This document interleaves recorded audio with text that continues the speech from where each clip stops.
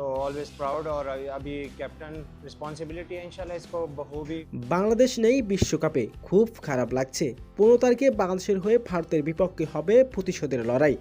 শাহিন শাহ আফ্রিদির এমন মন্তব্যের মুহূর্তে তোলপাড় ফেলে দিয়েছে ক্রিকেট বিশ্বে।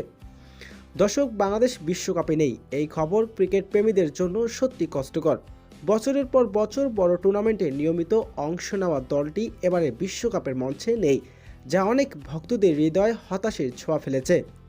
তবে বাংলাদেশের হয়ে মাঠে নামার সুযোগ না থাকলেও উপদেশীয় ক্রিকেট উত্তেজনার চরম এক ম্যাচই ঘিরে আগামী 15 তারিখে ভারতের বিপক্ষে হতে যাচ্ছে এক বহু প্রতীক্ষার প্রতিশোধের লড়াই।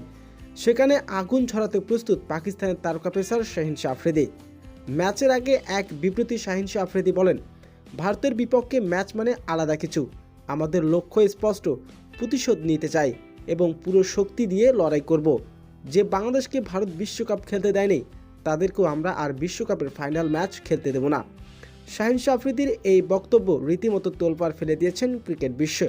সমর্থকরা ইতিমধ্যে ম্যাচটিকে মিনি ফাইনাল হিসাবে ব্যাখ্যা দিয়েছেন। প্রিয় দর্শক, শাহিন শাহ আফ্রিদির এমন মন্তব্য আপনার কেমন লেগেছে? দর্শক জানিয়ে দিন আপনার মূল্যবান মতামতটি।